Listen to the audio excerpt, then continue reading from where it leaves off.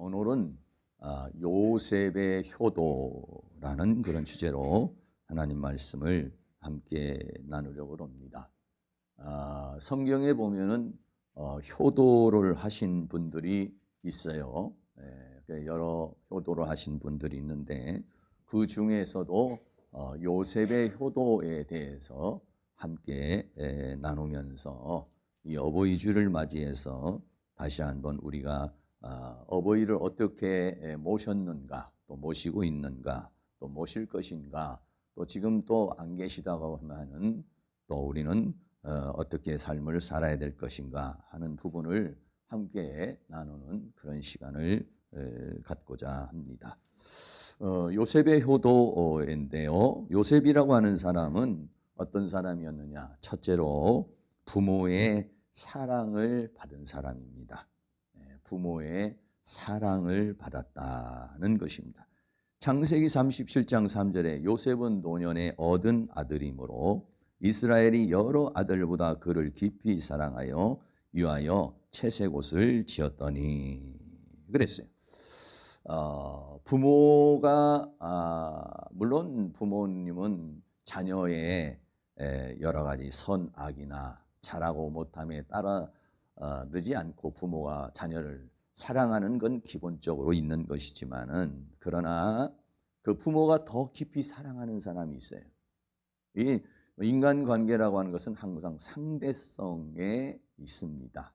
부모와 자녀와의 관계도 더 사랑이 가고 더 애절한 그런 자녀가 있고 또 오히려 막 속을 썩이고 부모의 고민이 되고 고통이 되는 그런 자녀들도 있어요. 사랑받는 자녀도 있지만은 사랑받지 못하는 그런 자녀도 있다. 사랑을 받는다는 자체가 뭐냐면 부모에게 기쁨을 주는 것이다 이런 얘기예요. 예? 여러분이 만약에 손주가 사랑스럽고 자녀가 사랑스러워요. 그러면 어때요? 마음속에 흐뭇한 마음이 생기고 기쁨이 마음에 생기고 그랬어요. 물론 이제 이 야곱이 요셉을 너무 편견적인 사랑을 한 것은 좀 문제가 되지만 너무 사랑스러우니까 그림에 보면은 이렇게 채색 옷을 입혀가지고 아주 특별한 그런 옷을 입혀서 그 입은 모습을 보니까 부모가 너무 기분이 좋고 또 요셉이 또 부모에게 참 효도를 하니까 사랑받는 사이, 엄마로부터 아버지로부터 사랑받는 사이, 또 부모를 사랑하는 사이, 이런 사이가 됐어요. 그래서 이 요셉이라는 사람의 효도는 뭐냐? 부모님을 기쁘게 하는 자요. 부모님에게 사랑을 받는 자녀가 되었다. 여러분이 부모에게 속 썩이는 자녀가 아니라 부모님의 사랑을 받는 자녀가 되기를 축복합니다. 부모가 너무 사랑해서 그냥 채색 옷을 입혀주고 싶고 그냥 막 잘해주고 싶고 그래서 그냥 부모가 사랑하는 사랑. 그러면은요 부모님이 그 사랑을 통해서 기쁨이 되는 거예요. 너무 기쁨이 되는. 그런데 그렇지 않은 경우도 있죠. 여러 가지 못된 짓을 하면은 부모의 마음이 아프고 또 사랑은 하지만은 걱정이 되는 경우도 있습니다. 그래서 이 어버이 주일을 맞이해서 나는 부모의 기쁨이 되고 있는가? 또 부모님이 나를 사랑하고 있고 사랑받고 나랑 살고 있는가? 이런 것들을 다시 한번 생각해서 요셉의 효도는 뭐냐? 부모님을 기쁘게 해드리고 부모님의 사랑을 받는 자녀였다라고 하는 것입니다. 두 번째로는요, 이 요셉이라는 사람은 부모님에게 순종을 한 그러한 자녀입니다. 창세기 37장 13절 말씀에 하루는 이 아버지 야곱이 요셉을 부릅니다. 이스라엘이 요셉에게 이르되 내 형들이 세겜에서 양을 치지 아니하느냐 그랬어요.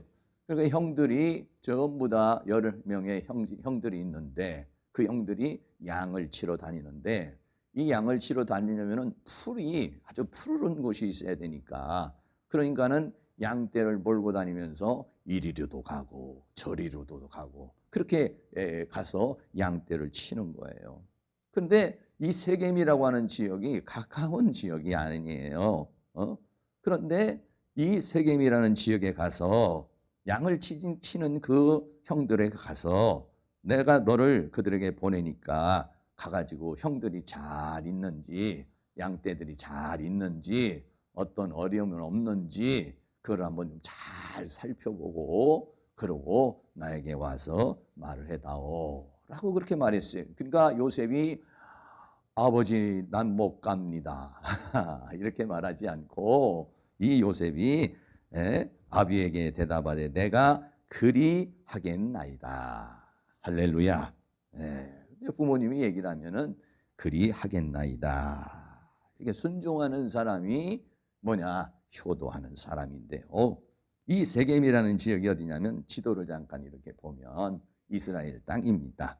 그래서 지금 야곱이 살고 있는 곳, 요셉이 살고 있는 곳이 바로 이곳인데 이것이 헤브론이라고 하는 그런 곳이에요.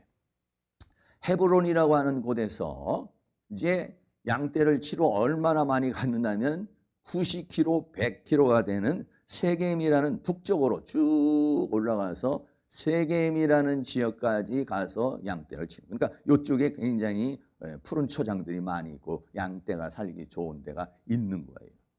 그러니까는 90km 한 100km 정도 된다고 그러면 얼마가 있어요? 여기서 한 천안까지 갈 수 있는 그런 거리인 것이죠. 그러니까 보통 우리 건강한 남자가 하루 1시간에 걸을 수 있는 거리가 약 4km라고 그렇게 말을 해요. 그래서 만약에 100km라고 그러면은 한 25시간 정도, 하루를 24시간을 꼬박 쉬지 않고 걸어서 가야만이 당도할 수 있는 것이 바로 이 세겜이라고 하는 그런 지역이에요. 요셉의 나이가 이때 17살의 나이였죠. 17살의 나이에 어떻게 보면 요셉은 좀 어리니까 형들이 먼 곳으로 양떼를 몰고 가는데 동생은 집에 있었던 걸로 알고 있어요. 근데 먼 곳에 갔으니까 아버지가 걱정이 되잖아요. 아마도 조금 오랫동안 돌아오지를 못하고 있었던 것 같아요. 그래서 이게 아버지가 자녀들이 걱정이 되니까 요셉을 보내는데 이곳이 간단한 거리가 아니라는 거예요. 먼 거리에. 그래서 세겜까지 아버지 그렇게 하겠습니다 하고 세겜을 갔어요. 그때 세겜에 가니까 형들이 없어요.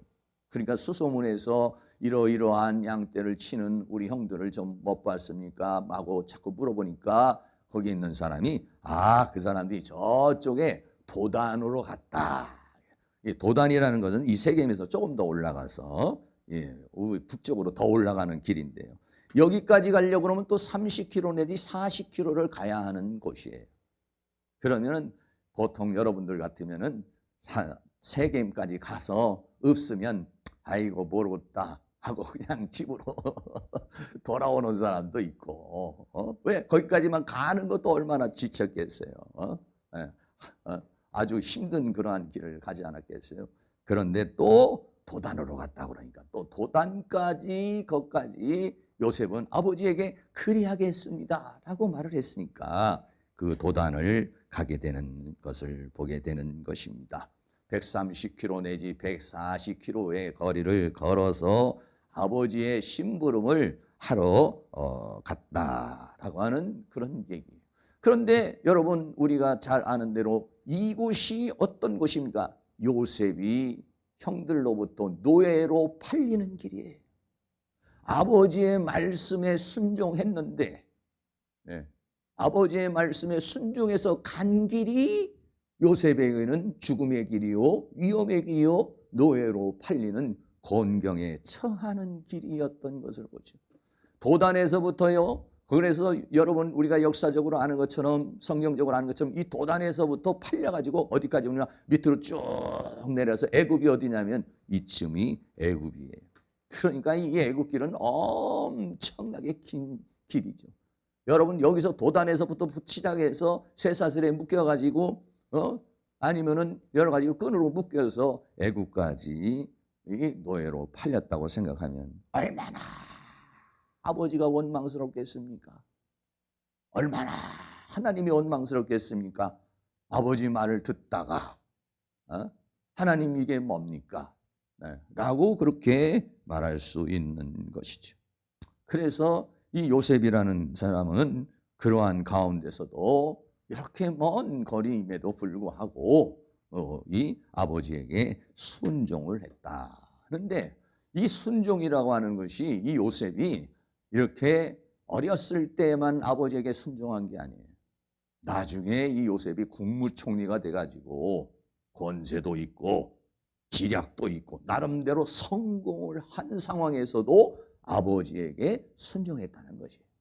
어렸을 때만 순종한 것이 아니라 나이가 들어서도 순종했고, 자기가 별 지위가 없었을 때도 순종했고, 자기가 이제는 좀 성공했다고 좀 자만할 수 있는 국무총리가 됐을 때에도 부모에게는 순종한 사람이었다.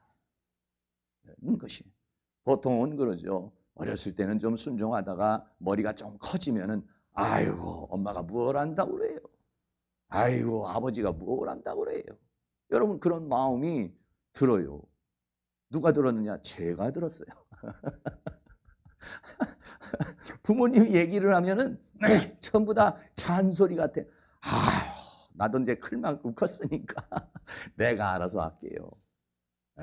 과거에는요, 제가요, 50대 전, 그러니까 45세 전만 해도 부모님이 얘기를 하면은 이게 막 그냥 짜증이 좀 나기도 하고, 뭐 직접 표현을 못 하더라도 내가 다 알아서 할 텐데 나이가 몇인데 이렇게 생각을 했어요.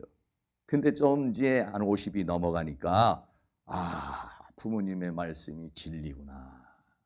노하우가 있구나. 일리가 있구나. 새겨 들어야 되겠구나. 이게 그냥 겉으로 들을 얘기가 아니구나. 나보다 20년, 30년 먼저 사신 아버지가, 어머니가 살아온 인생께에서 주어지는 것이니까 그게 물론 좀 시대적으로 안 맞을 수도 있고 현실적으로 안 맞을 수도 있지만 그 안에는 깊은 지혜가 담겨 있다. 할렐루야. 여러분이 어렸을 때만 순종하는 것이 아니라 나이가 들고 여러분이 똑똑해지고 여러분의 지위가 높아져도 부모님에게 순종할 수 있는, 그 부모님의 말에 귀 기울일 수 있는, 잘 들어서 그걸 잔소리라고 생각하지 말고 귀 기울여서 마음에 되새김질할 수 있는 그런 은혜가 있기를 주의 이름으로 축원합니다. 세 번째는요, 아버지를 공경하였다 그랬습니다. 이 요셉이라는 사람은 아버지를 공경하는데, 요셉이 국무총리로 애굽으로 팔려왔지만은 결국은 거기서 국무총리가 됐잖아요.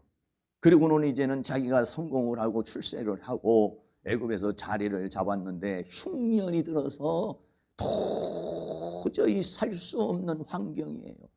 그래서 이제는 아버지와 더불어서 아버지의 모든 식솔들을 이제 애굽으로 불러들이는 거예요.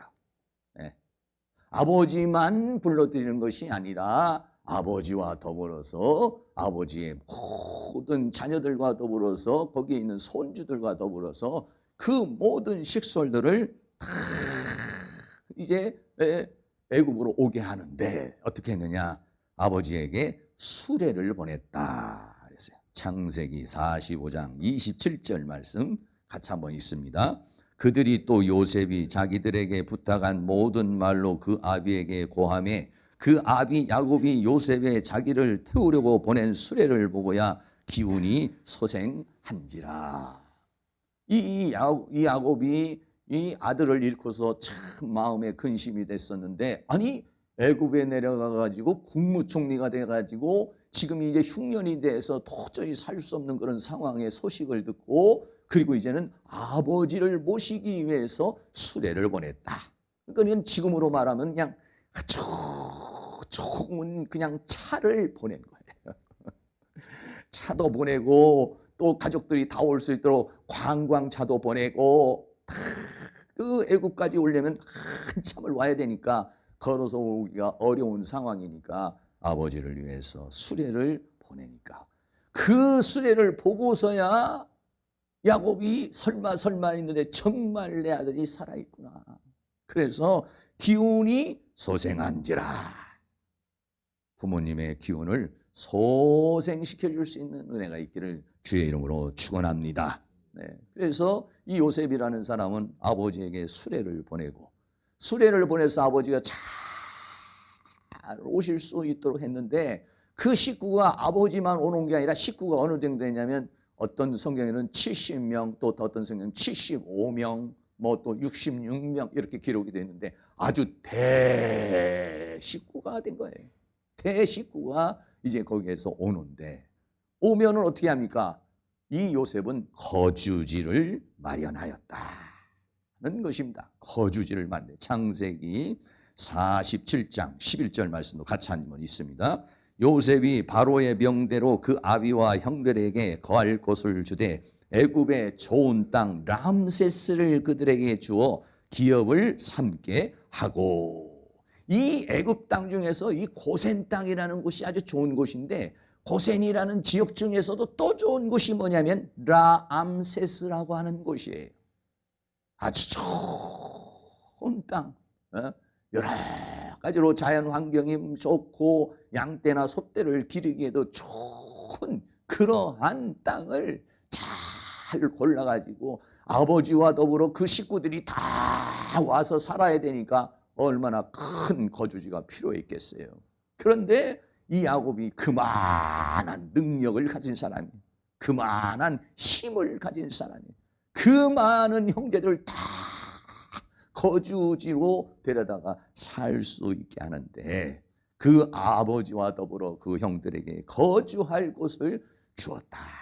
그렇게 요셉은요, 그 아버지를 이렇게 효도하는데 그냥 대충 온 것이 아니라 아버지가 잘 오실 수 있게 수레를 보내서 보내주고, 그리고 또 아버지가 와서 잘 거주할 수 있도록 람세스라고 하는 좋은 땅, 척박한 땅이 아니에요. 좋은 땅에 아버지를 모셨다. 그리고 세 번째는 그리고 난 다음에는 어떻게 했습니까? 먹을 것, 입을 것, 쓸 것을 공급을 해 주었다. 그랬어요. 창세기 40장 12절에 또 그 아비와 형들과 아비의 온 집에 그 식구를 따라 식물을 주어 공개하였더라. 그랬으니까 그러니까는 먹고 사는 문제 전혀 걱정하지 않도록 이 요셉이 그렇게 그 아버지를 배려해서 그렇게 모신 사람이 뭐냐면 이 요셉이라는 사람이에요. 사랑하는 모든 성도님들도 여러분들도 물질적으로도 축복을 받으시고 또 여러 가지 힘으로도 축복을 받으셔서 우리 부모님에게 그렇게 수레도 보내시고 그러시고 거주지도 마련해 주시고 양식도 공급해 줄 수 있는 축복이 있기를 주의 이름으로 축원합니다. 그래서 이 아버지가 와서 그 가족들과 더불어 아주 오손도손 행복하게 그 애굽이라는 땅에서 잘 사시다가 돌아가시게 된 것입니다. 그리고 난 다음에 돌아가신 후에도 이 요셉이 얼마나 지극정성으로 아버지의 장례를 성심으로 치렀는데요. 창세기 50장 2절 3절을 같이 한번 읽습니다. 그 소종 의사에게 명하여 향재료로 아비의 몸에 넣게 하매 의사가 이스라엘에게 그대로 하되 40일이 걸렸으니 향재료를 넣는 데는 이 날수가 걸림이며 애굽 사람들은 70일 동안 그를 위하여 곡하였더라. 그랬어요. 아버지가 돌아가시고 난 다음에 이제 이 향재료를 넣는 건 이스라엘 사람들의 풍습이죠. 거기는 시체가 금방 상하기 때문에 향재료를 넣어서 시체가 부패하지 않도록 이렇게 미이라 같이 만들어서 시신을 보관하도록 이렇게 하는데 향재료만 넣는데 40일이 걸렸으니까, 우리로 말하면 염하는 데만 40일이 걸렸으니까 얼마나 정성스럽게 그 시신을 닦고 잘 모시고 어떻게 해서 40일이 걸렸는지 저도 잘 모르겠어요. 네. 그러니까는 그 시신을 큰 부분을 잘 보존하고 다듬는데 40일이 걸리고, 네. 그러니 그 향재료값만 해도 얼마겠습니까? 어마어마한 비용이 들어가요. 그리고는 70일 동안, 70일이니까 어떻습니까? 2달이 넘는 70일 동안을 위하여 곡하였더라. 그래서 물론 뭐 이제 우리 기독교 입장에서 보면은 돌아가신 거에 대해서 뭐 그렇게까지 뭐 할 이유가 없겠지만, 그러나 이 요셉이라는 사람은 그렇게 정성을 들였어요. 그리고 난 다음엔 어떻게 했습니까? 70일 동안을 애굽에서 곡을 하고 장례를 치르고 난 다음에는 아버지가 평소에 뭐라고 말했냐면, 내가 죽으면 나 애굽 땅에 묻히게 하지 말고 내 아버지, 내 할아버지가 묻힌 그곳에 나를 묻어달라. 나를 가나안 땅으로 인도해달라. 이것은 어떻게 보면 오늘날로 말하면은 천국으로 가는 소망을 가리켜서 말하고 있는 것입니다. 가나안 땅이라고 하는 것은 하나님이 약속하신 땅이니까 그곳으로 나를 묻어달라. 이렇게 말하니까 창세기 50장 13절에 그를 가나안 땅으로 메어다가 마물의 막벨라 밭 굴에 장사하였으니 이는 아브라함이 해족숙 에브론에게 밭과 함께 사서, 그러니까 할아버지가 사놓은 곳이에요. 그러니까 야곱의 할아버지가 그 땅을 아브라함이 사놓은 땅인데 거기에 매장이 되셨죠. 그리고 거기에 가서 이제 묻히게 되는 그런 모습을 보는데, 그러니까는 그 장례를 하는데 그 행렬이 애굽에서부터 그냥 쫙 온 식구가 다 갔다고 했어요. 야곱에 속해 있는 모든 식구들 중에 어린 아이들만 빼고, 어린 아이들하고 소떼와 양떼만 빼고 다 출동을 했으니까 그 행렬이 아마 장관이었을 것 같아요. 장관. 옛날에 같으면 막 어항 딸랑 이렇게 하고 뒤에서 그냥 장례 행렬이 그냥 쫙 가고 뭐 이렇게 하는데, 그렇게 정성을 들여서 아버지가 원하는 대로. 근데 보통 그러거든요. 젊었을 때 아들에게 유언을 해도 시대가 이렇게 바뀌면은, 아유 시대가 바뀌었네, 아버지는 막 그렇게 이렇게 하고 아버지 말 무시해버리고 자기 맘대로 해버리는 경우도 많거든요. 그런데 이 요셉이라는 사람은 나이가 들어서도 아버지가 주신 그거를 잘 마음에 담아서 그렇게 가나안 땅까지. 저희도요 이렇게 우리 아버님 모실 때 보니까, 모시고 난 다음에 이 어떤 매장지로 이렇게 이동을 하려고 그러면요, 그게 보통 일이 아니에요. 여기서 만약에 전라도까지만 간다고 해도 얼마나 2시간, 3시간, 5시간, 6시간 걸리면 뭐 갔다 오면 아주 그냥 힘들죠. 근데 이거는 뭐 5시간, 6시간이라 며칠 맨날을 걸어가야 되는 그곳을 가서 아버지에게 거기 가서 매장을 하고 장례를 치르고 그리고 돌아왔다라고 하는 것입니다. 오늘날의 기독교의 문화하고는 좀 맞지는 않지만 이 당시에 이 요셉이라는 사람이 얼마나 그 아버지에 대한 그러한 효성이 지극한지를 우리가 볼 수가 있는 것이죠. 전국에 보면은요, 우리나라 전국에 보면요, 효자동이라는 데가 있어요. 효자마을이라는 데가 있어요. 그 뭐냐면은 서울에도 있고 전라도에도 있고 경상도에도 있고 저 경기도에도 있고 있는데, 그건 뭐냐면 전부 다 부모님을 아주 지극정궁성으로 모신 사람들의 이름을, 거기를 전부 다 효자동이라고 그랬어요. 그래서 저도 이번에 말씀을 준비하면서 처음 알았어요. 아, 효자동이 이렇게 많구나. 보통 우리가 알기로는 여기는 어디가 효자동이냐면 서울 종로구에 있는 효자동이에요.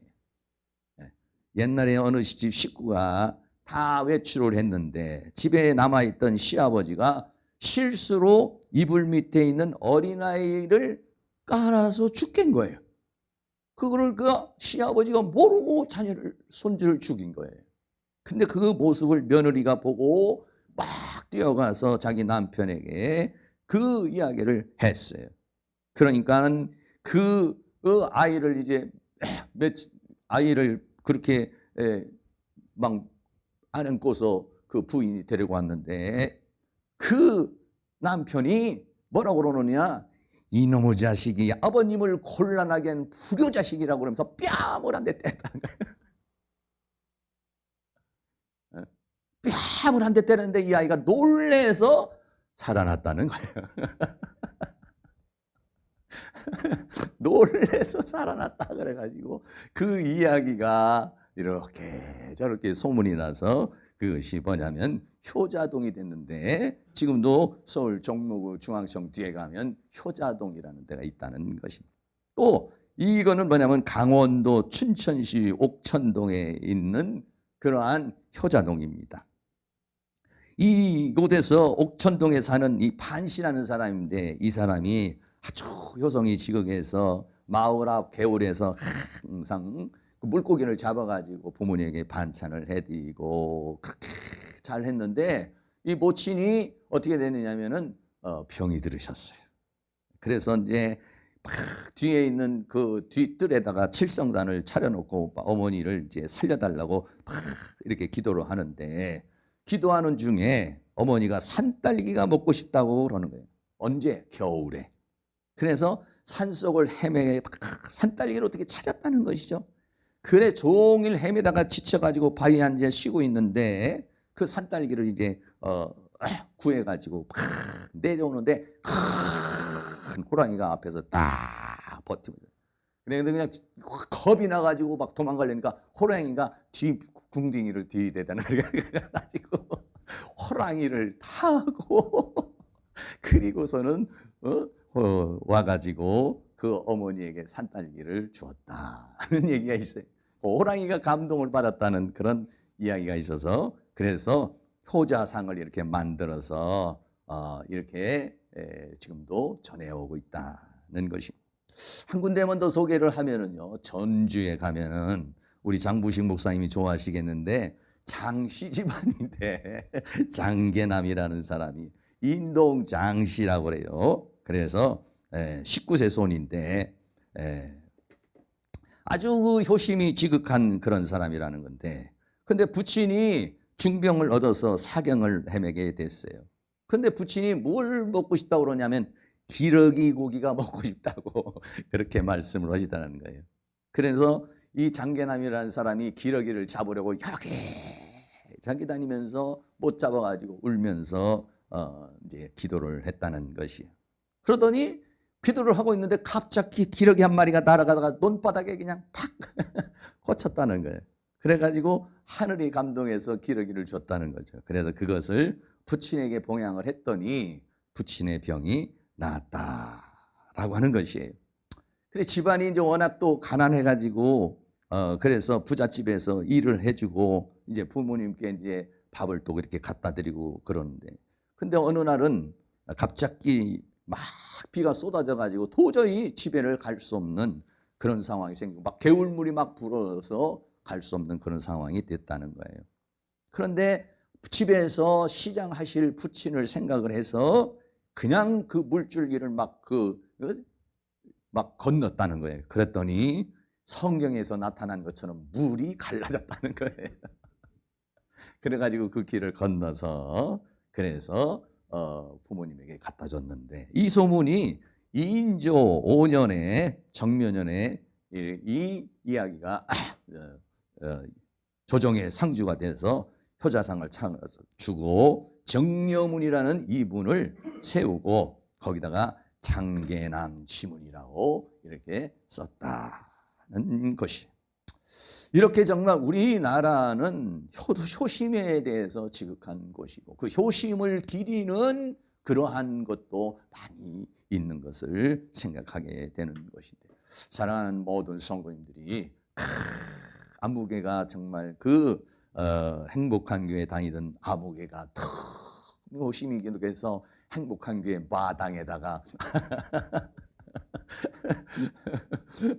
효자상이나 효자비를 하나 세워놓을 만큼은 우리가 못 되더라도 여러분들이 이 어버이날을 맞이해서 다시 한번 부모님에 대해서 깊이 공경하고 순종하고 또 다시 한번 돌아볼 수 있는 그런 은혜가 있기를 주의 이름으로 축원합니다.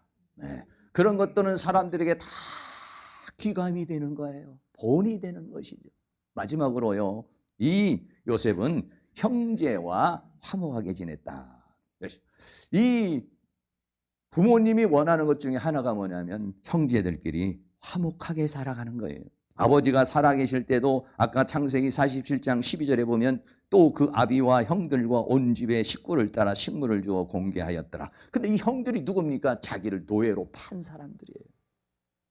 보통 우리가 보면은 가정에서도 보면은 형제들끼리 명절이나 이럴 때 되면 술 한잔 먹고 싸움이 일어나요. 형이 옛날에 나에게 이랬지. 아버지 재산 가지고 이랬지. 이러면서 싸우고 그런 일이 얼마나 많아요. 그러면은 부모님의 마음이 얼마나 속이 상합니까? 그런데 이 요셉은 그 형제들을 다 건수하면서 우애롭게 살고, 그리고 아버지가 돌아가셨어요. 아버지가 돌아가시니까 형제들이 전부 다 겁이 났어요. 아버지가 살아계실 때는 우리를 잘해줬지만 아버지가 돌아가셨으면 요셉이 우리에게 어떻게 할지 모른다. 전부 다 쫓아가서 요셉에게 다 무릎 꿇고 우리가 잘못했으니까 우리를 용서해달라고 그러죠. 그러니까 요셉이 아우 형들 나는 이미 다 잊어버렸습니다. 이거는 다 하나님의 섭리 가운데 있었던 것이니까 창세기 50장 21절에 당신들은 두려워 마소서 내가 당신들과 당신들의 자녀를 다 기를 것입니다 하고 그들을 간곡한 말로 위로하였더라. 어버이 주일을 맞이해서 형제 간에 혹시라도 앙금이 있으면 여러분이 앙금을 풀고 또 여러분들의 자녀들이 다 그렇게 형제 간에 우애가 넘치는 은혜가 있기를 주의 이름으로 축원합니다. 그래서 마지막으로는 아버지의 축복을 받았다는 거예요. 다섯 번째, 아버지가 마지막에 돌아가시기 전에 자녀들을 쫙 축복을 오는데 이 요셉이를 어떻게 축복을 하는가 한번 보세요. 창세기 49장 22절에서 24절까지 우리 한번 같이 한번, 이게 축복의 내용이에요. 사랑하는 자녀, 효도하는 자녀에게 내리는 축복이에요. 아버지의 축복이에요. 한번 다 같이 한번 읽습니다.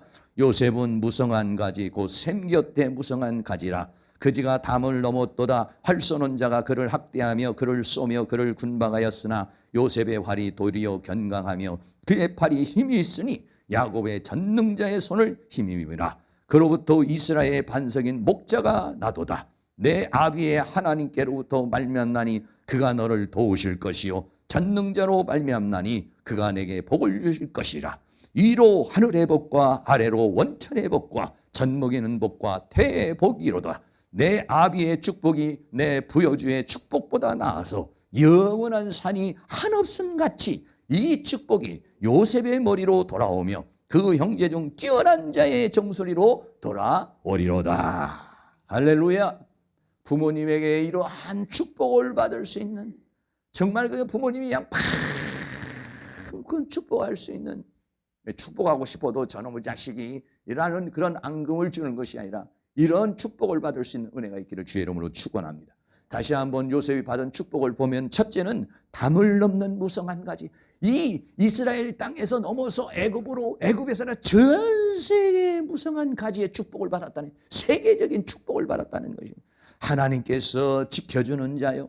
세 번째는 하늘의 복과 땅의 복과 자녀의 복을 받고 또 조상으로부터 내려오는 모든 하나님의 약속의 축복을 다, 장자도 아닌데 장자의 축복을 받고 형제 중에서 가장 뛰어난 자로부터의 축복을 받았다는 거예요.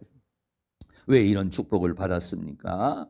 바로 이 요셉이 그렇게 아버지를 사랑을 받고 순종하고 공경하고 형제와 우애했더니 아버지가 돌아가실 때 그렇게 마음껏 축복하고, 물론 아버지가 이렇게 축복을 할 때는 하나님의 은혜 가운데 축복을 하는 건데 하늘도 감동하고 아버지도 감동해서 그런 은혜를 받은 것이죠. 그런 은혜가 있기를 주의 이름으로 축원합니다. 여러분들이 아실지 모르겠으면 장사액이라는 사람이 꽃구경이라고 하는 노래가 있어요. 이거는 뭐냐면 고려시대에 고려장이라는 게 있었습니다.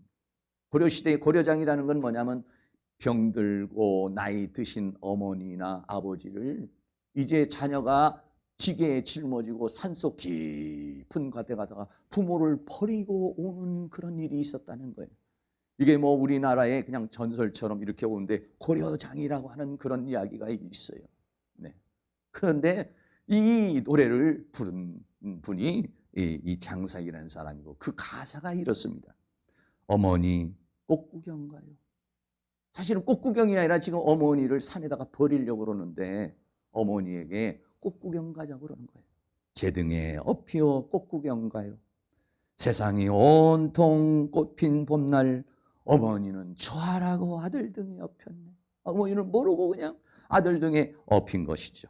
마을을 지나고 산길을 지나고 산자락에 휘감겨 숲길이 짙어지자 어머니가 그때서 하는 거예요. 아, 꽃구경이 아니라 나를 버리려고 산속으로 들어가고 있구나를 이 엄마가 하는 거예요. 어이구 어머니나. 어머니는 그만 말을 잃어버렸어요. 그 좋아했던 마음이 싹 사라진 거죠. 그러면서 꽃구경, 봄구경 눈 감아버리더니 한 움큼씩 솔잎을 따서 가는 길 뒤에다 뿌리며 가네. 어머니가 가면서 솔잎이 있으니까 솔잎을 한 움큼씩 잡아서 그거를 자꾸 이렇게 뿌리고 가는 거예요. 그러니까 아들이 그럽니다. 어머니 지금 무엇인데요? 무엇이는 것입니까? 아, 솔잎은 따서 무엇인데요? 라고 말하니까 아들아, 내 아들아, 너 혼자 내려갈 일 걱정이구나. 길 잃고 헤맬까 걱정이구나. 자식은 부모를 버리러 가는데 부모는 자식이 걱정돼서 산속 깊은 곳에 와가지고 길을 잃을까 봐 부모가 솔잎을 따가지고 하나씩 뿌리면서 갔다라고 하는 그런 노래. 부모님의 그 사랑이라고 하는 것은 정말 우리가 생각하는 것과는 너무 많이 다른 그런 사랑이죠. 그래서 여러분들이 다시 한번 부모님의 사랑을 깊이 생각할 수 있는 시간을 가졌으면 좋겠고요. 성경 구절 몇 구절만 말씀을 좀 드리면은 출애굽기 21장 17절에 그 아비나 어미를 저주하는 자는 반드시 죽일지니라 그랬어요. 또 신명기 5장 16절 말씀은 같이 한번 읽겠습니다. 너는 너의 하나님 여호와의 명한대로 내 부모를 공경하라. 그리하면 너의 하나님 여호와가 내게 준 땅에서 내가 생명이 길고 복을 누리리라 그랬어요. 에베소서 6장 1절 3절도 같이 한번 있습니다. 자녀들아 너희 부모를 주 안에서 순종하라. 이것이 옳으니라. 내 아버지와 어머니를 공경하라. 이것이 약속 있는 첫 계명이니 이는 내가 잘되고 땅에서 장수하리라. 한 구절 더 읽겠습니다. 디모데전서 5장 8절 말씀입니다. 누구든지 자기 친족 특히 자기 가족을 돌아보지 아니하면 믿음을 배반한 자요 불신자보다도 더 악한 자라 라고 그랬어요.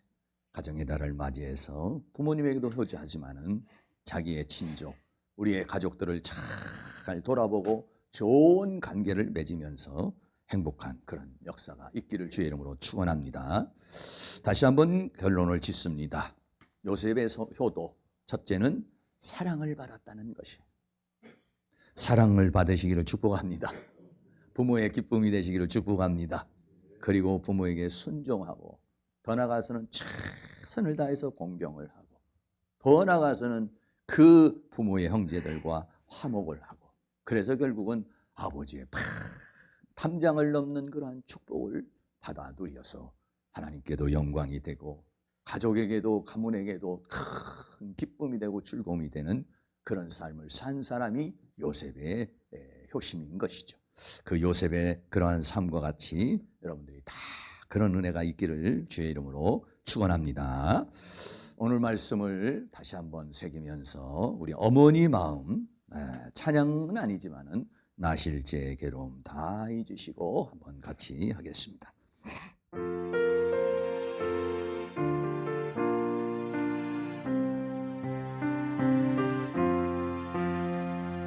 나실제 괴로움 다 잊으시고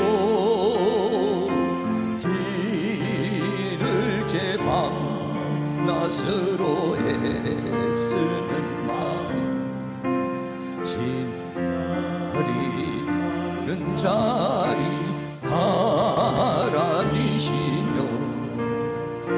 손발이 다닳도록 고생하시네. 하늘 아래 그 무엇이 넓다하리요. 어머님의 희생은 가히 없어라. 어려선 안고 업고 얼러주시고 자랑 문기되어 기다리는 맘. 알을 싸 그릇 낼싸 자식 생각에 고우시던 이마 위에 주름이 가득. 땅 위에 그 무엇이 높다 하리요. 어머님의 정성은 지극하여라. 사람의 마음속에 온가지 소원, 어머님의 마음속엔 오직 한 가지. 아낌없이 일생을 자식 위하여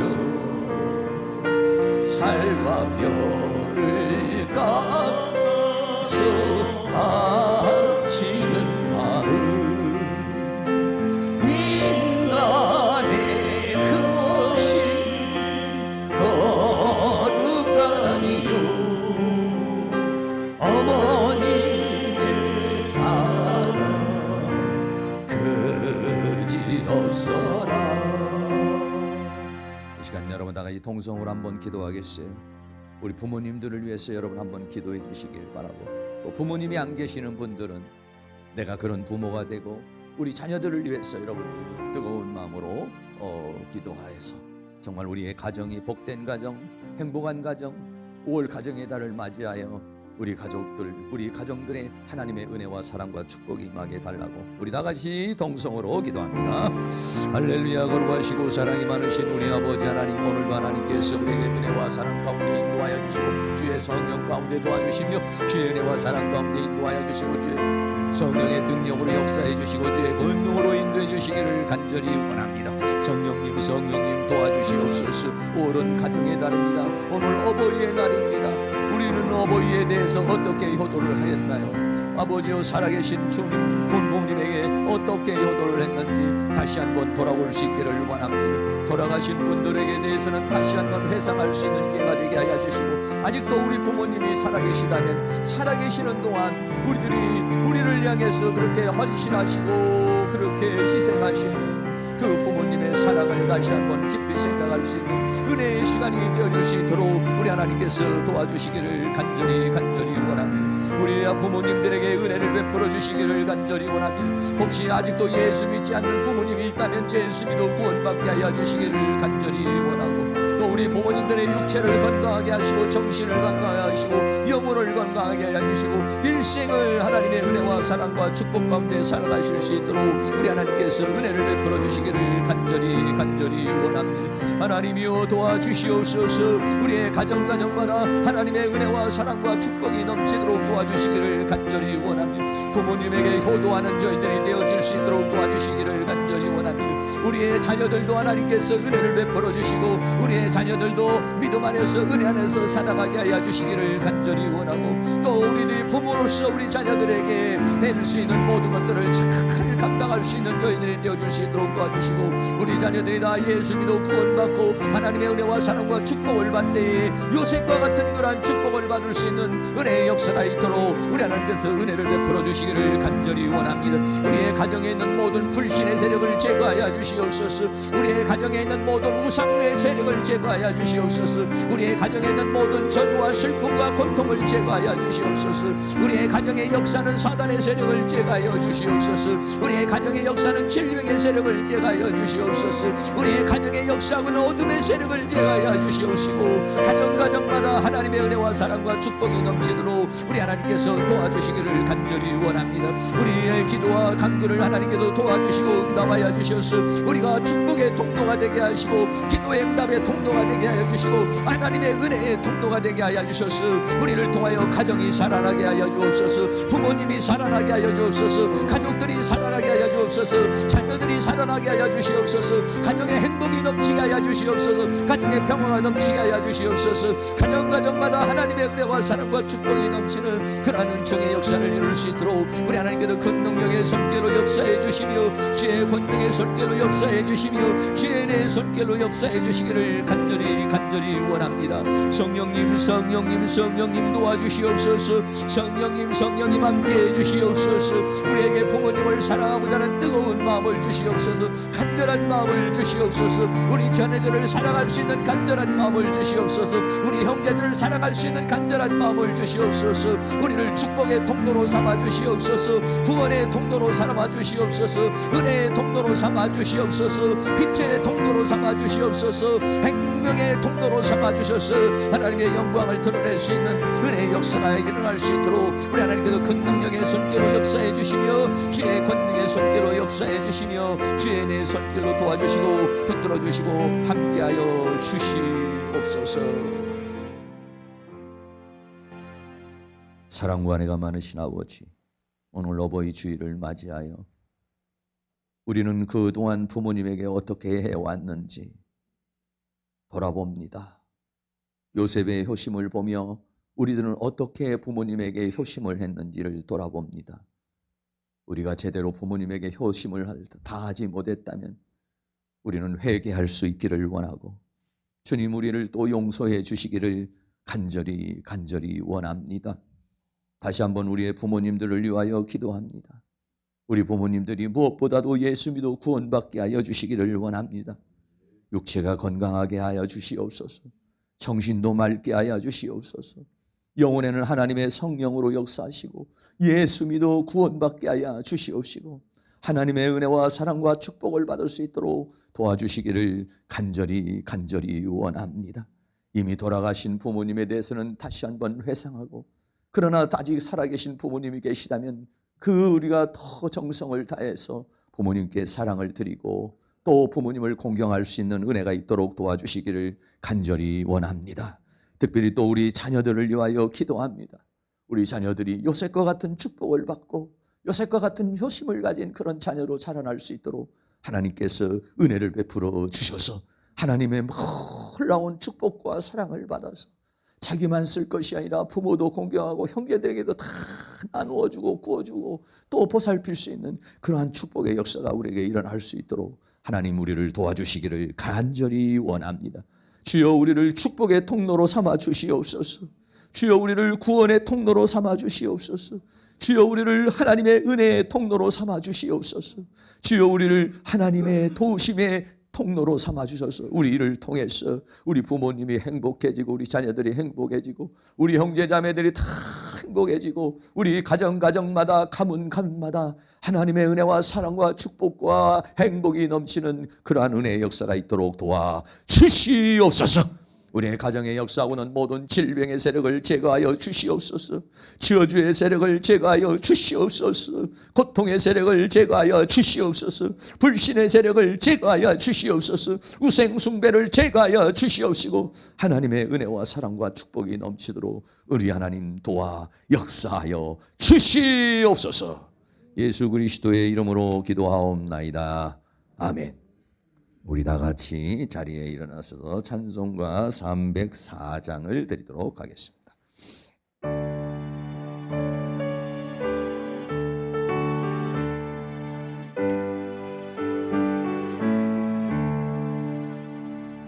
어머니의 넓은 사랑 귀하고도 귀하다 그 사랑 사랑이 언제든지 나를 감싸줍니다. 내가 울 때 어머니는 적게 기도드리고 내가 기뻐 웃을 때에 찬송 부르십니다. 아침 저녁 읽으시던 어머니의 성경책 손때 남은 구절마다 모습 본 듯합니다. 믿는 자는 누구든지 영생함을 얻으리. 외워주신 귀한 말씀 이제 힘이 됩니다. 홀로 누워 괴로울 때 헤매다가 지칠 때 부르시던 찬송 소리 귀에 살아옵니다. 반석에서 샘물 나고 황무지가 꽃피니 예수님과 동행하며 두려울 것 없어라. 온유하고 겸손하며 올바르고 무색에 어머니의 뜻받들어 보람있게 살리다. 펑파하는 세상에서 선한 싸움 싸우던